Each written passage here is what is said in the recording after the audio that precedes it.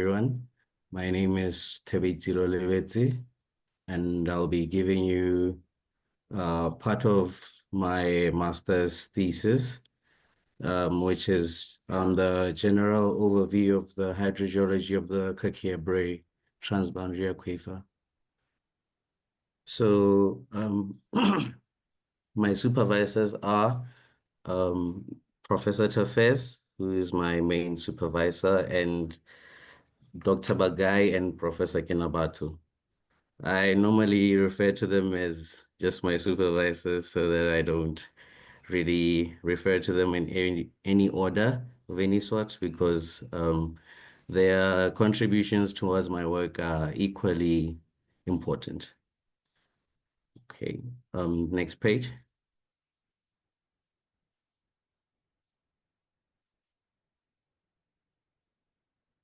Next page, okay. So this will be the presentation outline. Can you go to the previous page?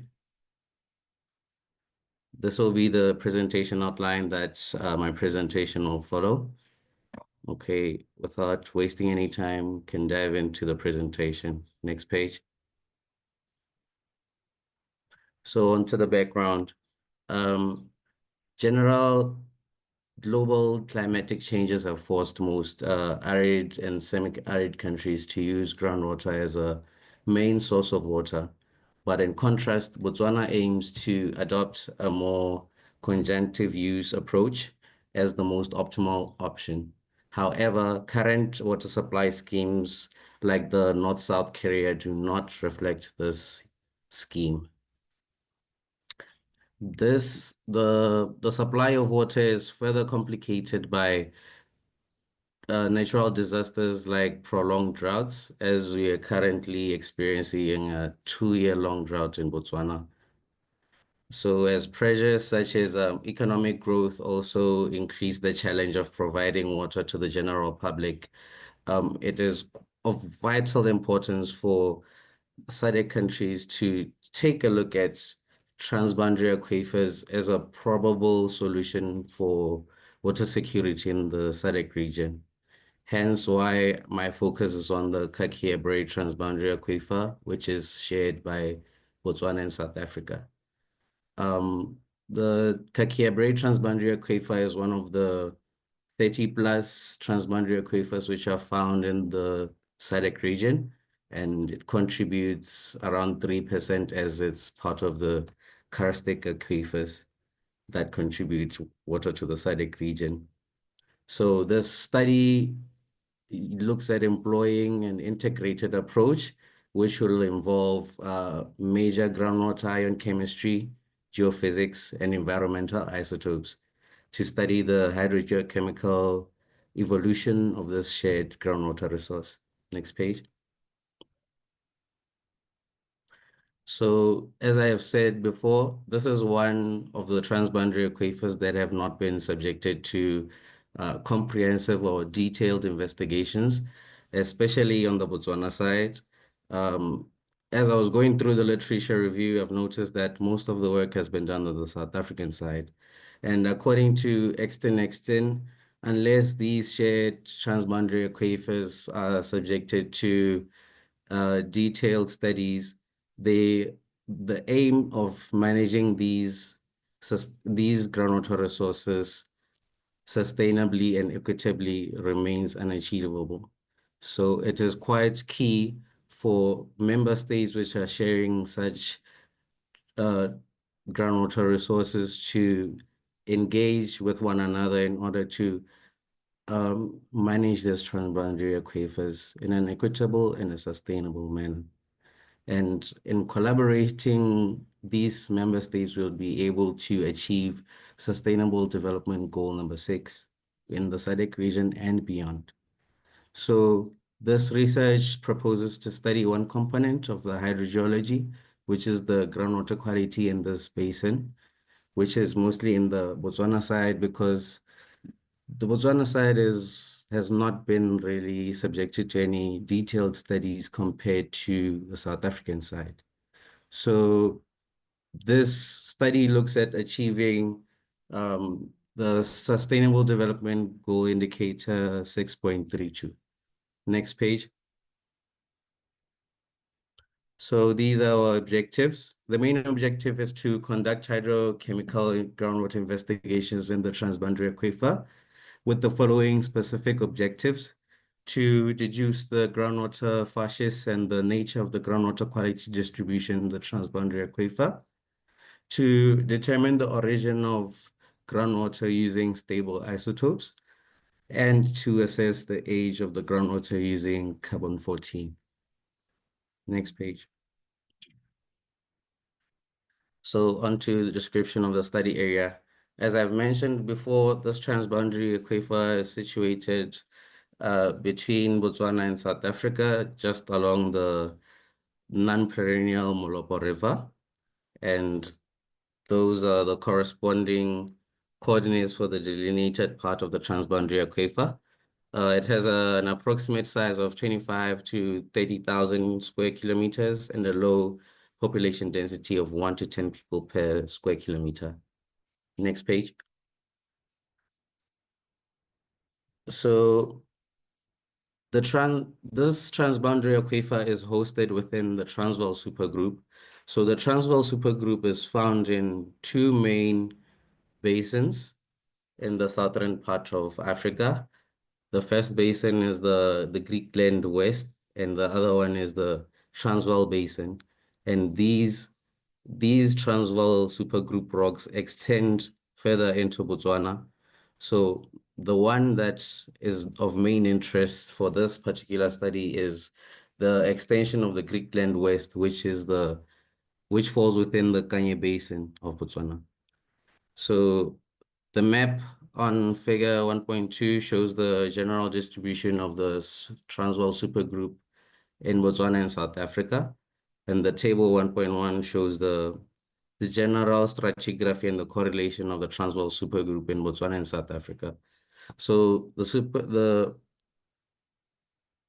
transboundary that I'm currently studying is hosted within the GAP supergroup, the GAP group, which is has a correlative extension, which is known as the Tauponi Dolomite group in Botswana.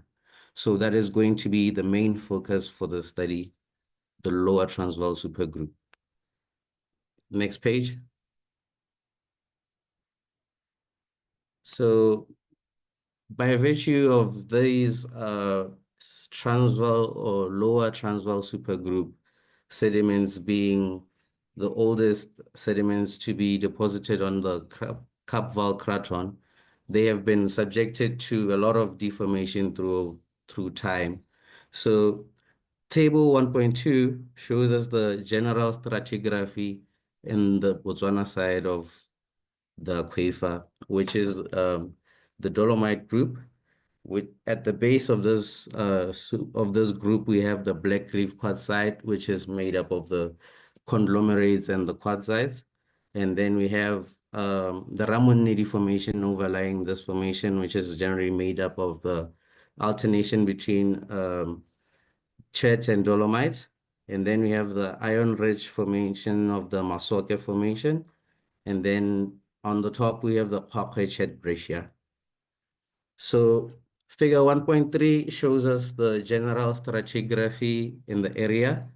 This representative borehole log was selected because it shows the general stratigraphy from the base of the stratigraphy all the way to the top of the Kalahari beds.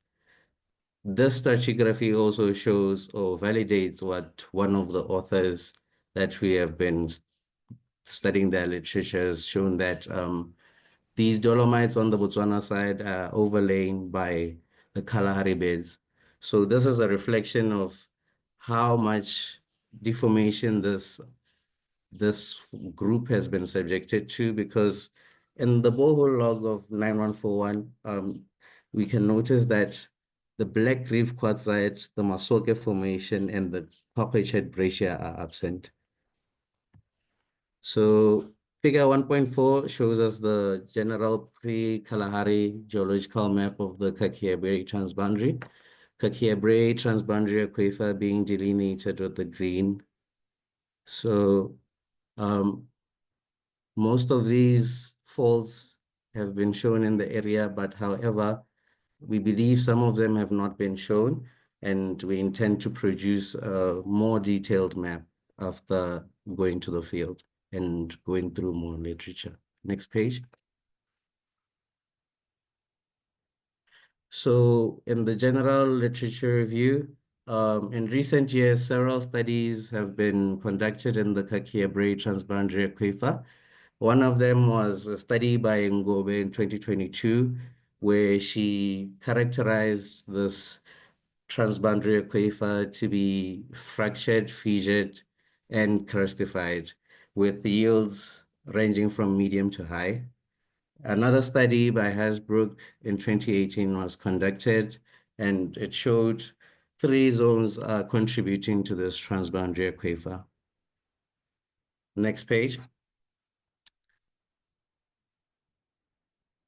So this map on figure 1.5 shows the general borehole distribution within the transboundary area. So we managed to acquire 50 boreholes within this transboundary aquifer, with two of them being outside of the area. So we had a mixture of government-owned boreholes, privately owned boreholes, and exploration boreholes.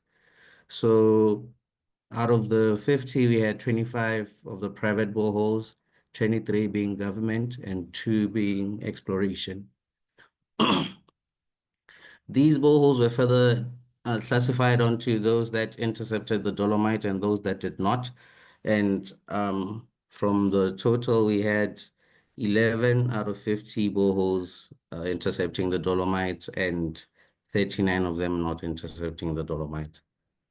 So some of these boreholes were also used for the general secondary chemical data analysis. And these are the government-owned boreholes, because generally it's easier to access data from government boreholes as compared to privately owned boreholes, as you require the consent from the private entity in order to get this data.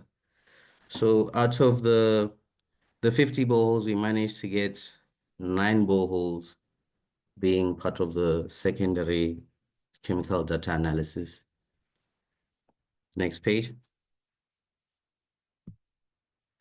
So this is the general methodology that my study will follow.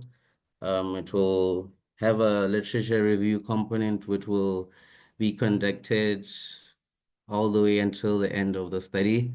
And we have the secondary data analysis and collection part, which is what this presentation is based on. And then we'll have a field investigation component, which will have a geophysical component and a hydrogeology component. So the whole intention of carrying out the geophysics is to be able to correlate with some of the data scarce areas. So what we'll be doing is we'll be using the resistivity method, using a vertical electrical sounding, in order to if I may say, get data from nearby boreholes which have intercepted the dolomite, and use that calibrated data in order to find out if the data scarce areas actually intercept the dolomite or not. For the hydrogeological component, we will have a sampling component and a measurement component. So for the measurement component, we'll be measuring the physiochemical parameters, and we'll also be using a dip meter to check the static water level of the boreholes that we would be allowed access to sampling. So in terms of the sampling, the method of sampling that will be used will be depth integrated sampling. And sampling will be done for major cation and trace element analysis, major anion analysis, and isotope analysis. So all of this data will be integrated and interpreted in order to produce a thesis report. Next page. So on to the preliminary results and analysis. So for the preliminary analysis, we had two representative logs, one being figure 1.6 and one being figure 1.7. So figure 1.6 being borehole 9140 represents boreholes that have intercepted the dolomite in the area, and we have produced a corresponding hydrostratigraphic log based on the geological units, also based on the water strikes and the static water level. I do understand that this is not the conventional way of producing hydrostatic logs, but for the basis of getting more of a understanding of what is happening in the area, we used the general geological logs, the water strikes, and the static water level to produce this hydrostatic logs. And both of these logs show that our aquifers are unconfined in that area or in the region in which these boreholes are found. So borehole 9140 represents the lower limb of the transboundary aquifer, and borehole 1824 represents the upper limb of the transboundary aquifer. Next page. Then on to the general chemistry data. A general Schiller plot was used to correlate the varying concentrations of the samples collected from the various boreholes, and can be appreciated that borehole 8832 generally has elevated levels of sodium, chloride, sulfate, and bicarbonate. And the general boreholes in the area generally show a more similar trend in terms of the concentration of these varying samples. But there are also other anomalous areas like this borehole 9140, which has generally lower chloride levels compared to the other boreholes. So for the hydrogeochemical fascies identification, we used a Piper diagram. So the Piper diagram shows us a plot of percentage concentrations of the different cations and anions which are found in the samples which are collected from the boreholes. And from the results, it shows that most of our boreholes show or represent or reflect actually magnesium bicarbonate type, and some of the boreholes show a mixed type, and these are borehole 1615, borehole 3416, and borehole 3693. And then we have borehole 8832 plotting in the sodium chloride type. So from the partitioning of our rhombus, it shows us that most of our samples fall within the weak acid region, so which is expected in areas where carbonation process is dominant. And then in terms of dominance of anions and ions, and I mean anions and cations, most of our samples fall within the no dominant type in the cation dominance. And then some of the boreholes fall within the sodium and bicarbonate and potassium type. So most of our borehole samples plotting within the no dominant type generally shows us that within the cations, none of them exceed a 50% concentration. So in terms of the dominance of the anions, it is visible that most of our boreholes show a dominance in the bicarbonate type, and that anomalous borehole also shows us that the dominant anion is the chloride type. So it's boreholes like 8832 that generally makes you wonder if this type of water is still being used by people, or there's uh, borehole has been kept. So these are some of the reasons why we want to conduct the study, because generally our boreholes in Table 1.3 show us that some of our boreholes have elevated levels in chlorine, which is generally an indication of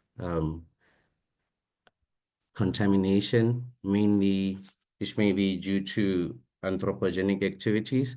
This has been deduced because if we may take a look at borehole 3693 on the table, this is the most sample borehole, and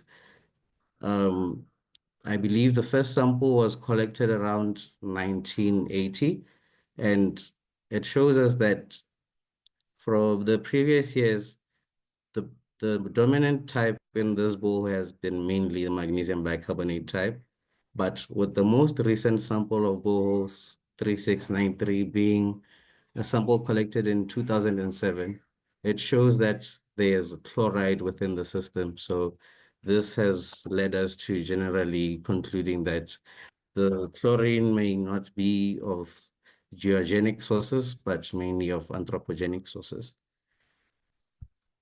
So next page.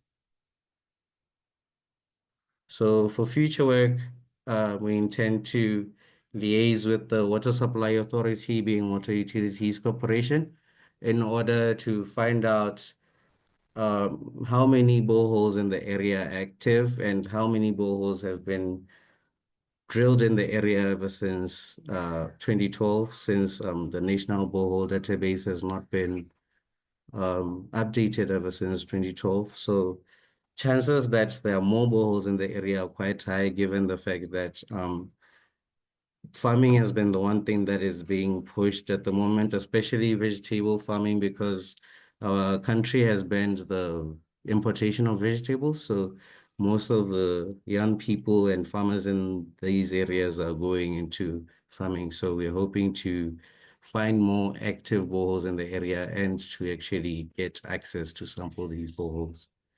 So for also under the future work, we'll be conducting geophysical sounding as per the previous stated reason, and groundwater sampling. We also plan to conduct informal interviews with the farmers in order to find out the behavior of the yield of their boreholes throughout the years, in order to get a rough idea of how the yield has been behaving throughout the years. Next page. These are my references, and this marks the end of my presentation. Thank you for your attention. I'd like to extend my greatest gratitude to SADC-GMI and Professionals Program for allowing me this opportunity to share my work. And I'd like to thank my supervisors for helping me carry out the study and making it the best that it can be. Also, I'd like to acknowledge the Department of Water and Sanitation for sharing their data with me so that I can have a baseline for my field work. Thank you very much. Thank you very much for a very, very good presentation. I'm actually thinking maybe we can take questions now because this is actually the only technical presentation we have planned for today. So while we have you on the spotlight, while we have you on the floor, perhaps we can take questions. So I would like to just check if we have any questions. Please just put your hand up if you have a question. While we are waiting for some hands, I do have a question, and I wanted to ask with regards to the chlorine contamination that you spoke of, that is possibly due to anthropogenic activities. Do you have an indication or any idea of what type of contamination this may be, or it's not an area you have looked into yet? looking at the fact that you really went as far as looking on the earlier, earlier readings, and over time we can see that this was not at the beginning, part of the quality. Do you have an indication on what possibility causing the contamination? At the moment, we don't really have an idea of what could be the source of this pollution, but mainly because those areas do not really have sewage systems formed, so mostly pit latrines are used in the area, so that could be some of the probable sources of contamination. But at the moment, that's still speculation. It's still yet to be verified when we are in the field. All right. Thank you very much. Thank Let you. me just quickly check the chat. I see we do not have any questions from We have one our from chat. Tandeka. All right, Tandeka, the floor is yours. Please give your question. All right, thank you for the presentation. Thank you. I would like to ask, I think I had this as a comment at the conference, but then I never asked it as a question to say, what is the plan? Do you have any plan at hand to say, let's say you cannot access some of these boreholes that maybe you have cited that do exist in the area? Because as I think you have done quite well with the data analysis of existing data, but my worry is that you might not have access to all these boreholes, and what will be the plan? Because I think I had a similar challenge that maybe you are going to face, or maybe you will not. Some of these boreholes, they are there on the database. It's really not easy to access them, as maybe you mentioned that some of the privately owned boreholes, it's not easy to access them. But even the government ones, you find that it's not even easy to put what's a measuring device just to take the water level. Is there any plan at hand on how you are going to actually work on that? Thank you. At the moment, we don't really have a plan, but we intend to, as I have mentioned, to engage the water supply authority in order to get more information as to whether the area has new boreholes from the government that we could sample. But we're mostly relying on engaging the communities during our field work in order to maybe be able to gain access to their privately owned boreholes in order to be able to carry out sampling and maybe geophysical sounding in their boreholes. But we do know it might be a problem, but we still believe that we can get something.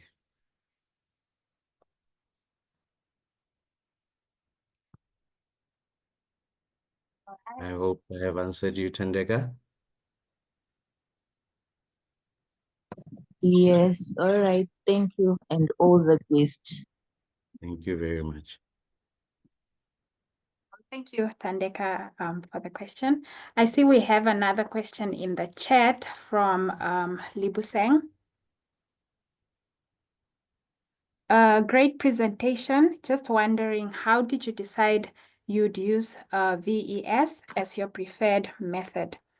Also, which software did you use to create your lithological logs? Okay, vertical electrical sounding was selected because it would be able to give us a rough idea on the variation of resistivity with depth, which is what we would be looking for in order to be able to pinpoint whether these dolomites have been intercepted or not, or whether the borehole has intercepted the dolomites or not. So the deployment array method will be the Schlumberger because it gives a more detailed visualization of variation of resistivity of the underground. For the software that I used to create the lithological logs, I used Strata 5.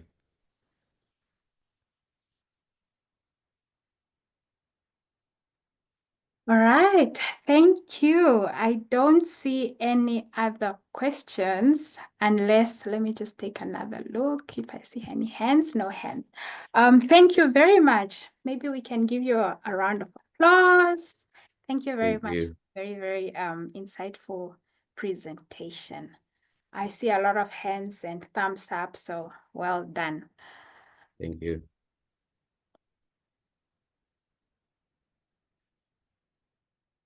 All right, so now we move to very, very brief presentation that I have prepared. I'm not sure if Sachaba, will you be able to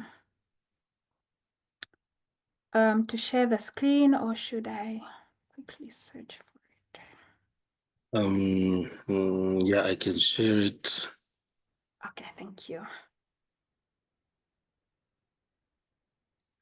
So this is the presentation I presented at the conference. So I just wanted to share it with all our young professionals that could not make it for the conference, just so that we are all on the same page when it comes to the young professionals program. All right, so next slide, please. So the Young Professionals Program, it's basically an initiative. You can go to the next slide.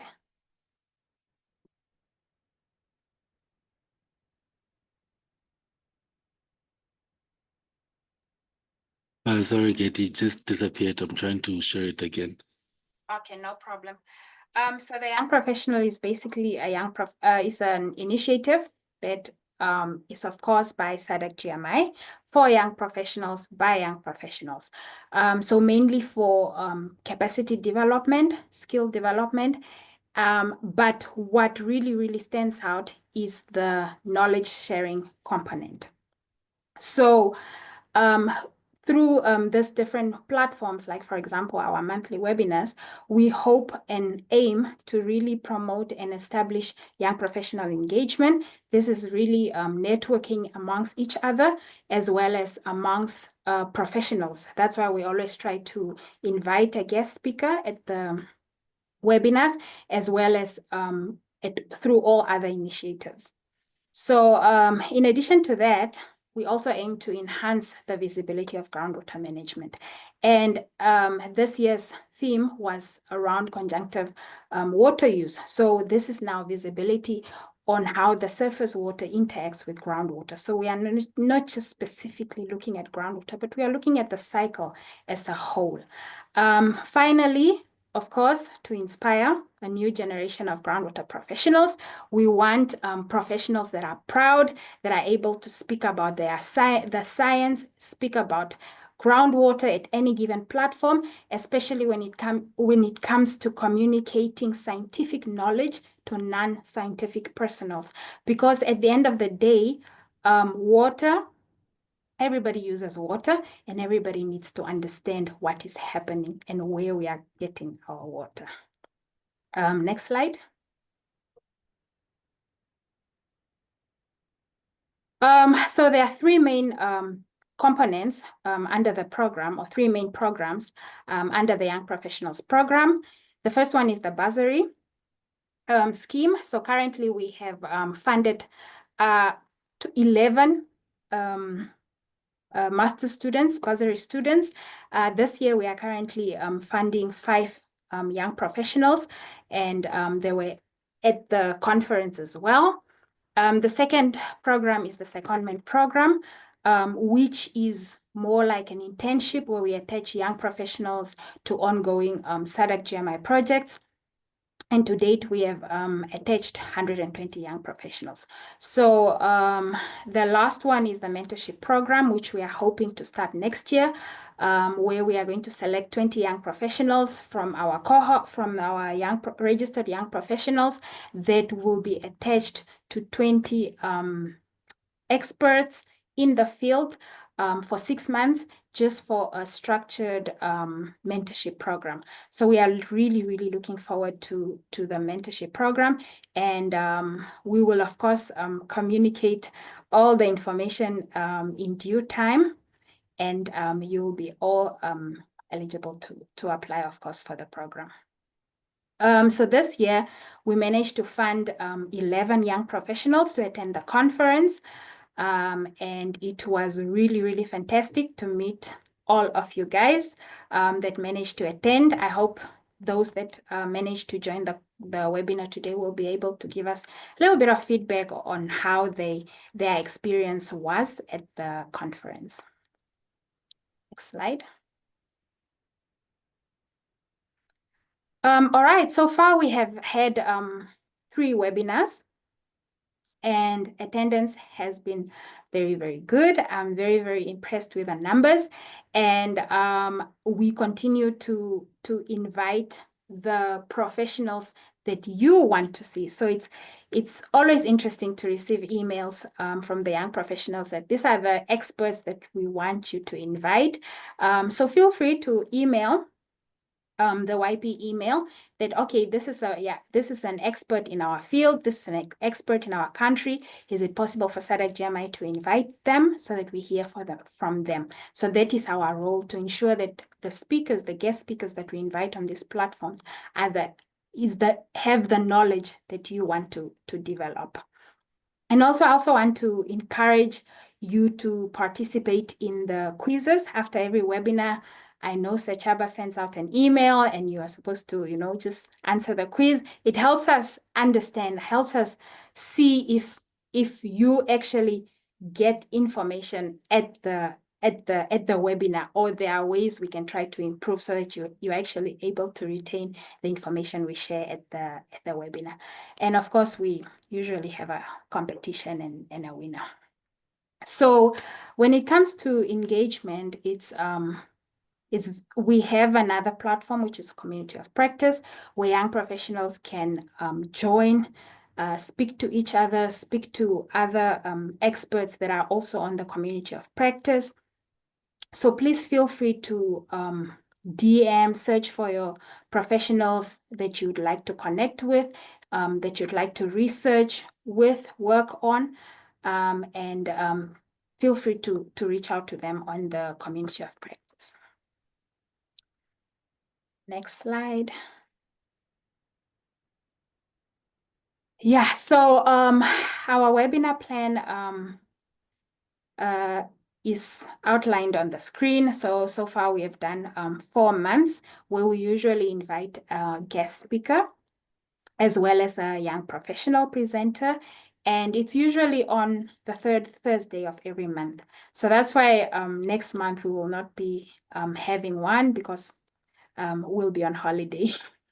I hope you will be on holiday too. So this is the last one for the year, but we will be up and ready come January to tackle the 2 topics, which is case studies on groundwater recharge and conservation, as well as climate change and water security. So if we do have young professionals on the call that would like to present when it comes to those 2 topics, please drop us an email. We can slot you in so that you start the year fresh. For those that are not able to join the webinars live, we do post the webinars on our YouTube channel at the later stage after the webinar and stuff, and you are able to actually go on the YouTube channel and just catch up on some of the webinars that we've had previously. The next slide. When it comes to membership, I know we received questions at the conference on how to become a member. It's a call. We have a call. It's an annual call. So around about July next year, we will put out a call for new membership. It's free. Registration is free. You get your registration certificate, and it's between the ages of 21 and 35. So the requirement is a bachelor's degree or higher in the water sector or related fields. So currently we have very good representation across the SADC member states, and we have majority are female, which is 54%. Yeah, so basically this is where we are at now, and I'm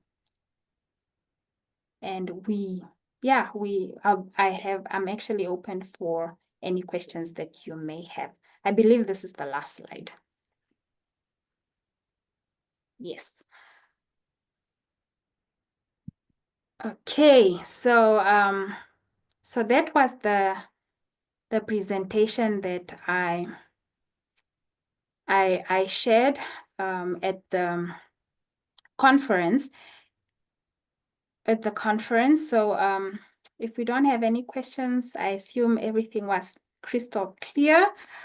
So we can move into the last section of our webinar today, which is the conference. So we had a session. We had a session at the conference, which was mainly for young professionals, and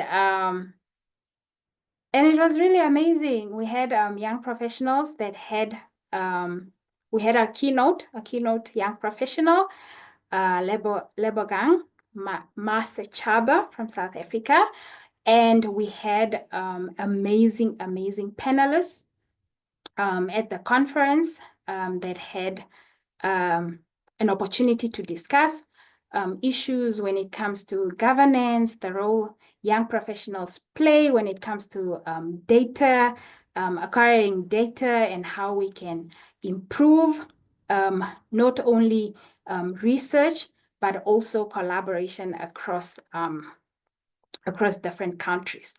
So I do see that we do have some of our panelists on the call, but I will not put them on the spotlight. But what I would like to share, with you on the call today is the questions that I actually asked, that we asked the panelists during this special session. And I was wondering if perhaps we do have some young professionals on the call that are actually brave and would like to provide their input, provide their insight on how they feel about this question. So just give me a moment and I'll just read it and actually put it on the chat as well, so that you are able to see the question. I think we have someone that has unmuted themselves, so kindly mute. So the question is, young professionals are leading in the adoption of modern technology. In your view, we have someone who has unmuted. Nathan Nyambe, can you kindly mute if you can hear me? So we have the question is, young professionals are leading in adoption of modern technology. In your view, what are the educational pathways, training, research opportunities, and skills needed by young professionals, and how can these skills be translated into practical solutions to ensure data-driven water management in the SADC region and beyond? So this is one of the questions our panelists had to answer, and I thought I would share it here. I know we have about 10 minutes left, and we can see if there's someone who is bold enough to bring their insight and their thoughts on how they feel they as young professionals can be equipped when it comes to skill development, and also how the skills that we acquire, how we can translate the skills into practical solutions. Yes.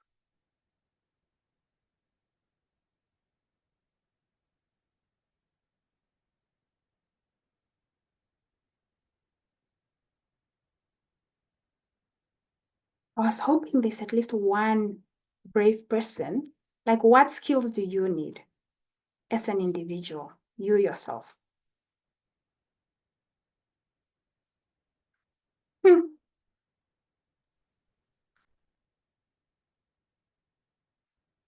When it came to the session, I know one of the panelists strongly mentioned that when it comes to data science, sorry, I see a hand. Itumeleng. Hi, Katie, and hi, everyone. Hi. Okay, I'd like to just give a try in answering the question. I think for me, I'm biased because I'm currently a GIS specialist. So in the adoption of modern technology, I feel like it's very important for everyone to have a basic understanding of geographic information systems because it's broad, as Mr. I'm so sorry, I forgot your name, but he spoke on hydrogeology as one of the things that he was going to do for fieldwork, and GIS comes into that. In water management, we can look at the groundwater modeling and mapping of wetlands, mapping of aquifers. I think just in basic, just have a basic understanding and know how to do GIS. Yes, thank you very much. Can you give us a bit of background on what you do? You say you are in GIS.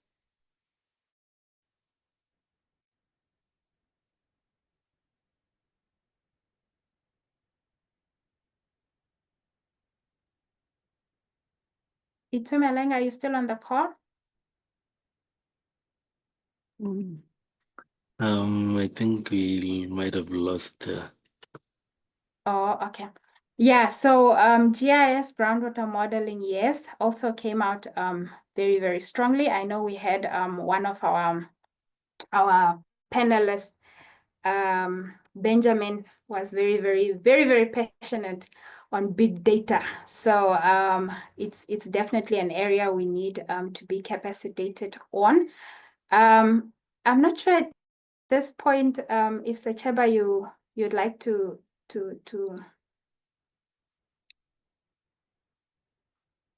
provide your input on how you feel like the conference went, meeting the young professionals, putting the name to the faces. But before we give Sechaba the chance, let me give Lawrence. Lawrence, you can unmute yourself.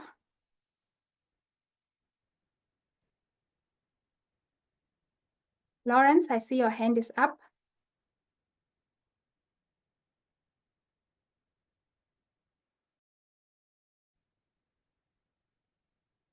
Okay, while we wait for Lawrence, Sechaba, the floor is yours. Hello, how are you? Can you hear me? Good, how are you? Yes, I'm fine. we can hear you. I think there was a technical issue. It was not allowing me to unmute myself. Another issue that I would like to mention or would like to be capacitated on is the issue of water governance and the water conflicts. If we check in the world, we are actually using water at a rate that is very much worrisome, and also with the growing population and the challenge of climate change, we can project that there will be more water conflicts. So we really need to understand how we can solve those and also how we can govern our water resources effectively. Thank you.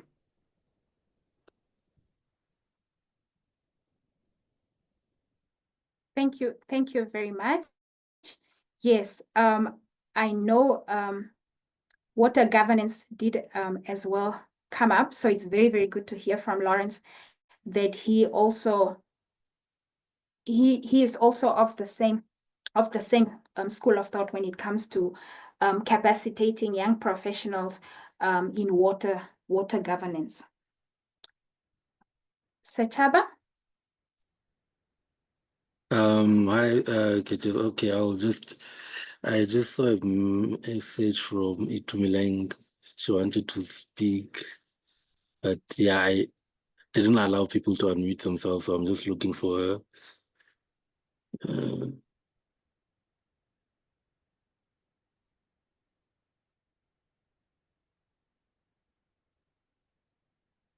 Okay, so yeah, I've just unmuted everyone, but I can't find her on the participants.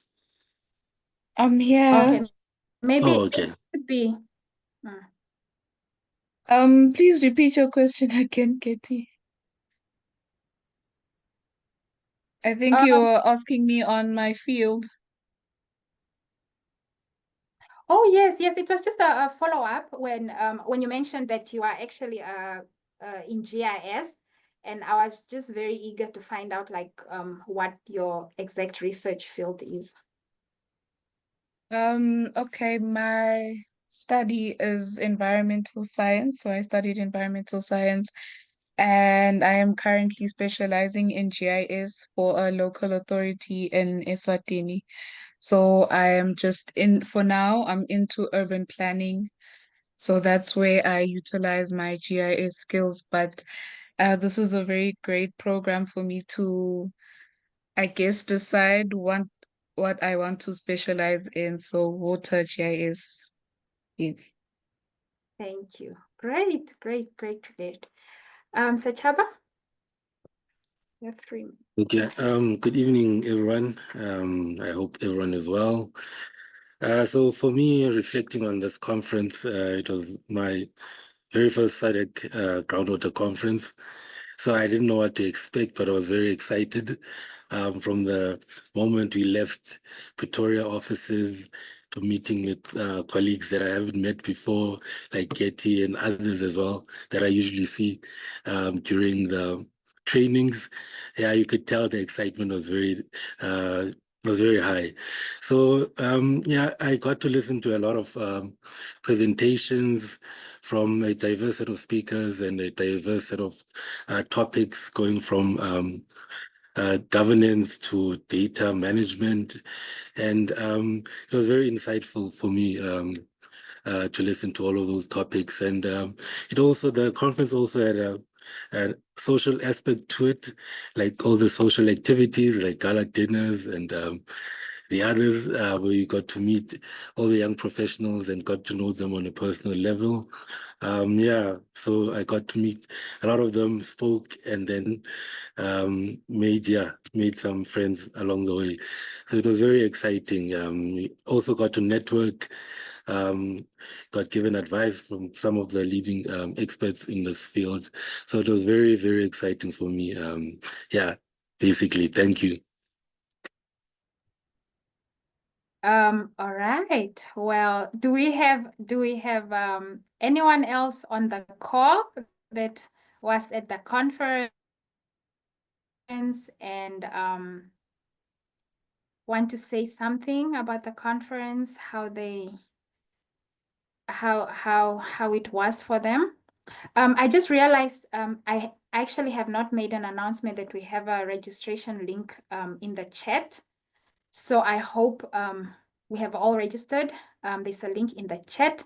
There is also document, which is the booklet, the Young Professionals booklet that we were handing out at the conference. So it is also in the chat. So just, okay, please resend. Okay, we'll resend the link, and also we'll also send the document, and you can just download it and you can learn a bit more on the program. All right, so I don't see any hands. Unless, Tabitile, is that a hand in the chat? Yes, it is. Yes. Okay, you have the floor. Okay, firstly, I'd like to thank SADC-GMI for giving me a chance to attend my first ever SADC Groundwater conference. I'd like to say it was a pleasure to be one of the panelists and to actually present at the conference.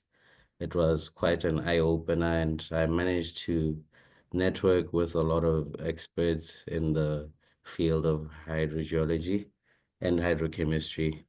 I was very impressed with Namibia and their representation.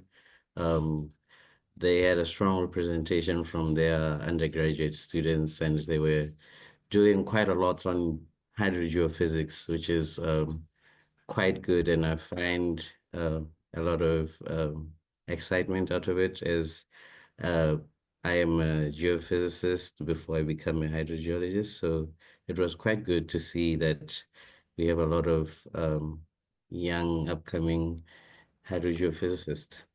So yeah. Yes, yes.